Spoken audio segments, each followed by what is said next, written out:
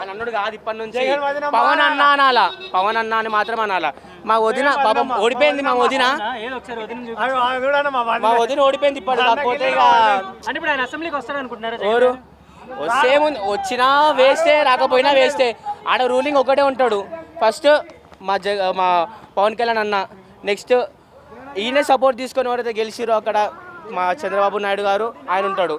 ఇక మనకి ఒకటి ఎమ్మెల్యే కూడా అవ్వలేరు అని చెప్పి ఈసారి కూడా చెప్పారు కదా, మరి డిప్యూటీ సీఎం అయ్యారు కదా. అది ఎత్తిన ప్రతి ఒక్క వేలు మూసుకొని కూర్చున్నాయి, ఒర్రిన ప్రతి ఒక్క గొంతు కట్ అయిపోయింది.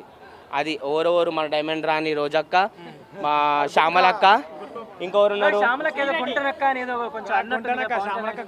దానక్క, దాని సంబంధం లేదు దానికి. మన గుట్కా రాయుడు కాదు ఇప్పుడు ఎవరెవరు వైజాగ్ బీచ్ వస్తుంది నాతోని, శ్రీరెడ్డి వెయిట్ చేస్తుంది ఆడ బట్టలు తిరుగుతా అన్నది, ఇంకా అయితే రాలేదు, ఇంకా రాలే, వెయిట్ చేస్తున్నాం. శ్రీరెడ్డి ఎక్కడున్నారు, వైజాగ్ ఆర్కే బీచ్కి రావాలి, అందరు ఆకలి మీద ఉన్నారు, తినేస్తారు నీ ఇష్టం వాళ్ళ కనబట్లే కదా నువ్వు కథ మాడికి మాట. అది సంగతి.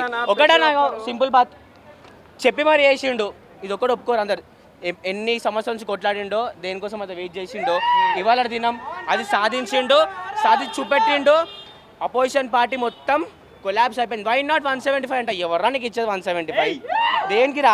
ఇది 100% స్ట్రైక్ రేట్ తో గెలిచిన డిప్యూటీ సీఎం మళ్ళీ పోరాడుతా అంటున్నాడు కదా, మళ్ళీ గెలుస్తా అంటాడు. మళ్ళీ పోరాడితే మళ్ళా అది ఒక ప్లేట్లు అన్నం ఇట్లా అంటారు ఇస్తావా, మళ్ళీ గవే తిరగాల, గవేయాలి తప్ప ఇంక అంతకుమించి ఏం కాదు. వన్స్ రూలింగ్ పార్టీకి వచ్చిండు, మా అన్న రూలింగ్ పార్టీకి వచ్చిండు, ఇప్పటి నుంచి ఆంధ్ర హిస్టరీ వేరేగా ఉంటుంది. ఆంధ్ర బాగుపడుతుంది ఇప్పటి నుంచి.